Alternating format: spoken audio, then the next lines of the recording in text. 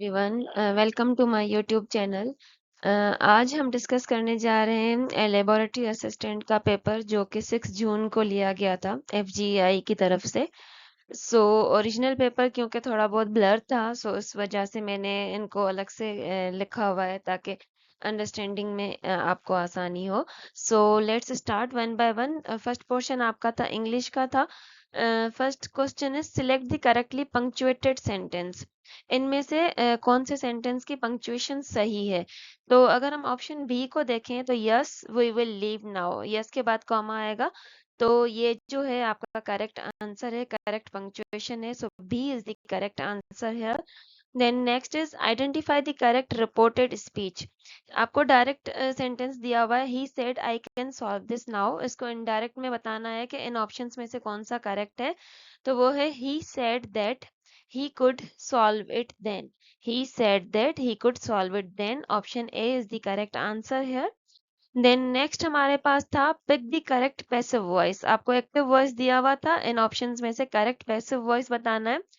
People speak Urdu in many countries, तो इसका जो correct passive होगा वो होगा Urdu is spoken by people in many countries.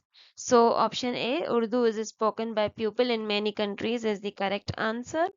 Then next, identify the correct sentence using a gerund or infinitive. इनमें से कौन सा ऐसा सेंटेंस है जिसमें gerund या infinitive सही से यूज किया हुआ है? तो जब भी वर्ब आपका सजेस्ट यूज होता है तो उसके साथ हमेशा gerund यूज होता है, वर्ब के साथ ing लग जाता है, infinitive नहीं लगता। तो यहाँ पे जो हमारा सही वाला सेंटेंस है वो होगा she suggested meeting after class. She suggested meeting after class. Option B is the correct answer here. Then next is what is the correct spelling among the following options? Accommodate की spelling पूछी गई है, तो double C double M इसके साथ जो आपकी accommodate की spelling है ACCOMMODATE. So this is the correct spelling. Option C is the correct answer here. Then next हमारे पास था what does the idiom at the 11th hour. Idiom है एक एट द 11th आवर, इसका मतलब क्या है?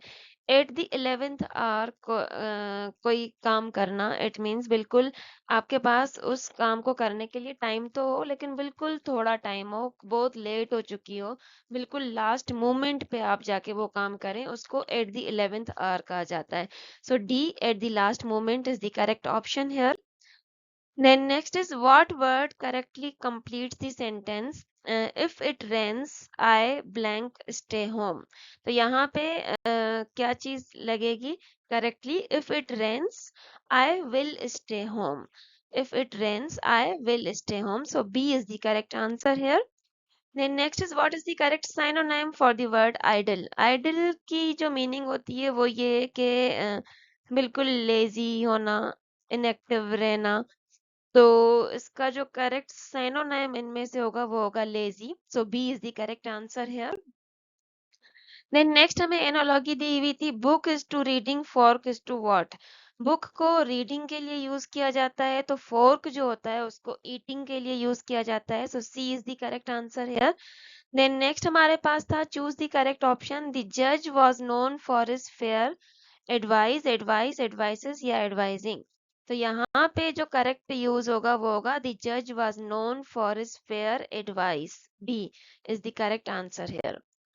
Then next identify the correct conditional sentence. इन सब ऑप्शंस में से करेक्ट कंडीशनल सेंटेंस कौन सा है? वो है अगर तो आपका प्रेजेंट सिंपल विल और उसके साथ बेस वर्ब लगा हुआ हो। If he works hard he will pass. B is the correct conditional sentence here. Then next हमारे पास था a person who knows everything. ऐसा बंदा जिसको सब मालूम हो, सब पता हो, उसको कहते हैं omniscient. C omniscient is the correct answer here. Then next error identification. She said me the truth. इसमें से आपको बताना है कि एरर कहाँ पे है। तो यहाँ पे बेसिकली जब भी आपका जो है ट्रुथ यूज होता है उसके साथ सेड नहीं यूज होता, या सेड के साथ जो है वो टू यूज होता है। तो यहाँ पे या तो होगा she told me the truth, या यहाँ पे होगा she said the truth to me. तो बेसिकली यहाँ पे सेड एंड मी एक साथ नहीं आ सकते, तो गलती कहाँ पे है? गलती सेड में है। So B is the error here. Okay, then next we have some questions of mathematics. यहाँ पे some questions of computer section. यहाँ पे पूछा गया है, वैसे आपके ओरिजिनल क्वेश्चन पेपर में यही लिखा हुआ था कि बाइनरी बेस क्वेश्चन मार्क।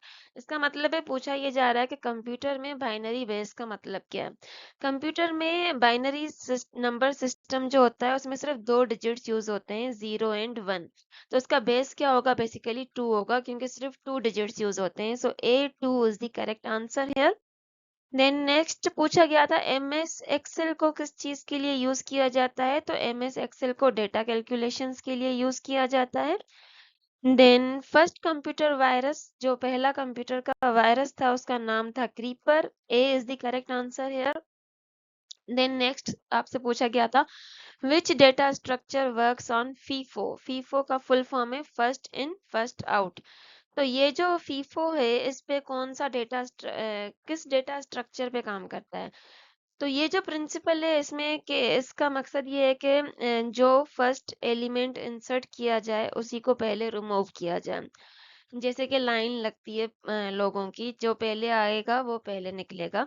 तो क्यू वाले प्रिंसिपल पे ये काम करता है। BQ is the correct answer. Then next is which device is used to convert digital signal into analog signal। Computer में मोडेम जो यूज होता है वो डिजिटल सिग्नल को एनालॉग सिग्नल्स में कन्वर्ट करता है। Then next, which SQL command is used to retrieve the data from a database। किसी भी डेटाबेस से डेटा को निकालने के लिए SQL की कौन सी कमांड यूज होती है, select। A is the correct answer here। And then next हमारे पास था in MS Word the shortcut Control Z is used for। MS Word में Control Z का जो शॉर्टकट यूज करते हैं वो हम कोई किसी भी लास्ट एक्शन को अनडू करने के लिए यूज करते हैं। So B undo is the correct answer। Okay, then next हमारे पास जो पोर्शन था वो मैथमेटिक्स का था। First question, probability of head in coin toss. जब हम कॉइन को टॉस करते हैं तो कॉइन के सिर्फ 2 ही साइड्स होते हैं, या तो हेड्स आएगा या तो टेल्स आएगा। तो इसकी हेड की प्रोबेबिलिटी क्या हो जाएगी, 1/2 आएगी, क्योंकि साइड सिर्फ 2 हैं। तो A 1/2 is the correct answer. Then next is the circumference of a circle is 44 centimetre. आपको सर्किल का सरकमफ्रेंस दिया गया है कितना, 44 सेंटीमीटर। आपसे कहा जा रहा है कि इसका रेडियस मालूम करें और पाई की वैल्यू आपको यूज करनी है 22/7। तो सरकमफ्रेंस यूज करने के लिए हमारे पास हमारे पास सरकमफ्रेंस का जो फार्मूला होता है वो होता है C is equals to 2πr।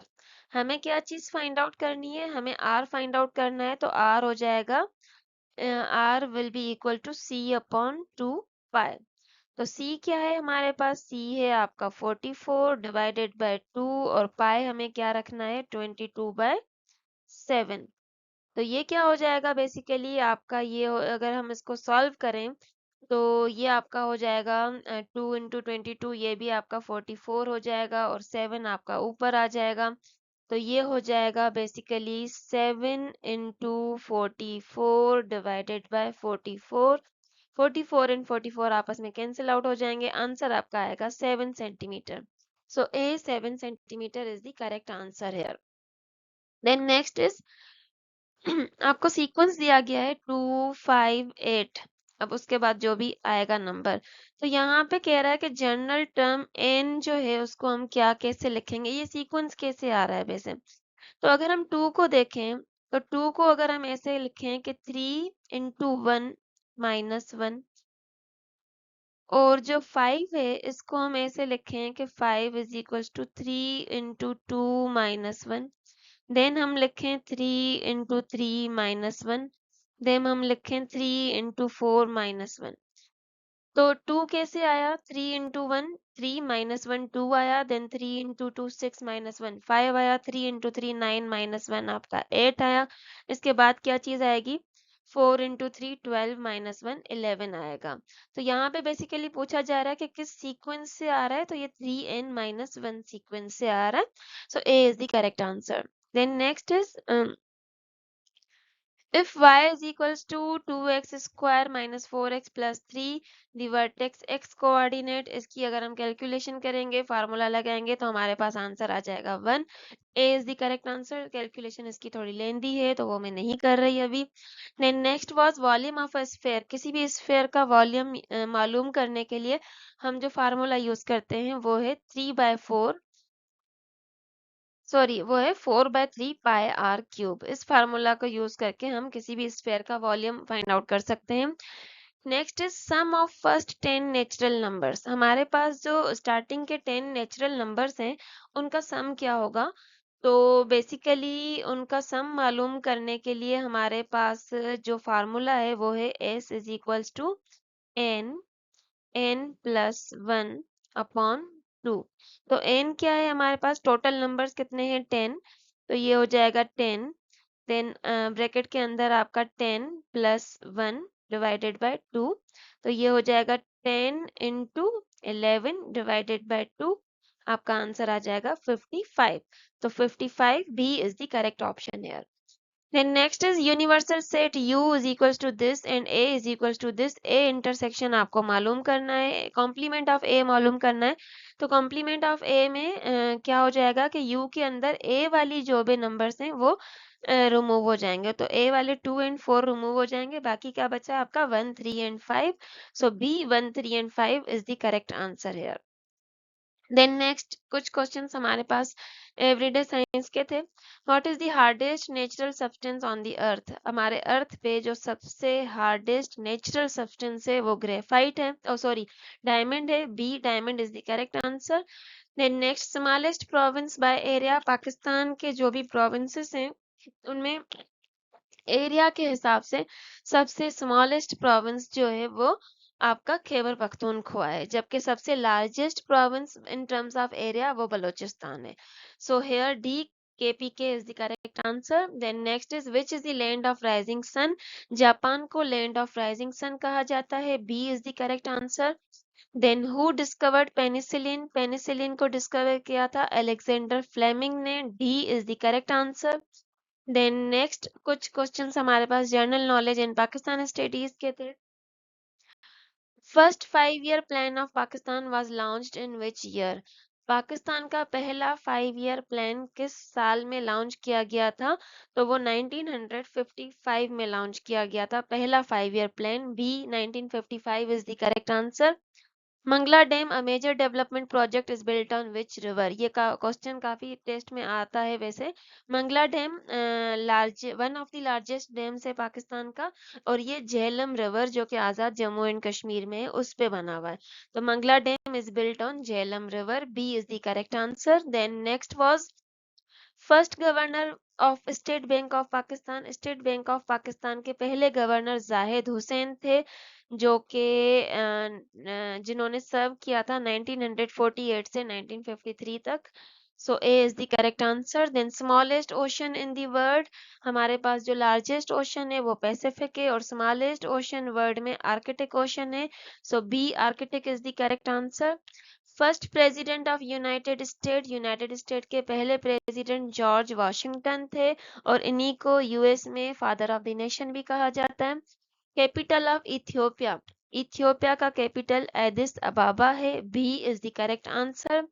Then next was sorry वो आपके पास कौन से क्वेश्चंस थे, वो थे general knowledge in Pakistan studies के. अब जो लास्ट वाला सेक्शन था आपका वो था जनरल साइंस और everyday science. So question number 38, which part of human brain controls balance and coordination. Body की बैलेंस एंड कोऑर्डिनेशन को ब्रेन का कौन सा पार्ट कंट्रोल करता है. तो वो सेरिबेलम. सेरिबेलम ब्रेन का वो पार्ट है जो बॉडी की पूरी बैलेंस एंड कोऑर्डिनेशन को कंट्रोल करता है. Through which sound can not travel. Sound को ट्रेवल करने के लिए मीडियम चाहिए होता है. वैक्यूम में क्योंकि कोई मीडियम नहीं है तो इस वजह से साउंड वैक्यूम में ट्रेवल नहीं करता. D vacuum is the correct answer.